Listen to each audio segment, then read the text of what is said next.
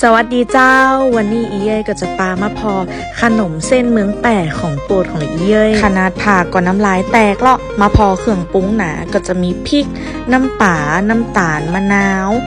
แล้วก็หอมเจียวลักๆก็คือขนมเส้นนะเจ้าแล้วก็จะมีกระเทียมเจียวหอมๆต้นหอมผักชีแล้วก็ถั่วงอกเฮาก็จะใส่ทุกอย่างเลยลงไปในถ้วยของเฮาอีเย่มักถั่วงอกอีเย่ก็จะใส่ถั่วงอกนักน้อยอีเย่มักหอมเจียวอีเย่ก็จะใส่หอมเจียวนักน้อย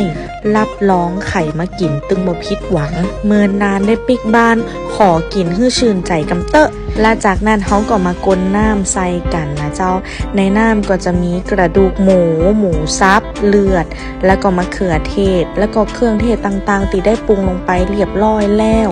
ขอบอกว่าอันนี้เป็นสูตรแม่อุ้ยเด้อเจ้าโคตรล้ำโคตรหนัวบอกเลยกับแปรมาใดก็ต้องให้แม่อุ้ยย่างให้กินตลอดมีมาพอหน้ากินก็เดี๋ยวเขาก็จะปรุงเครื่องปรุงตามที่เขาชอบเลยล้ำบ่ล้ำก็พอถ้วย2ละไข่ไก่มาเมืองแปะมาแวะจิ้มแวะแอลได้เด้อเจ้าขอบคุณเจ้า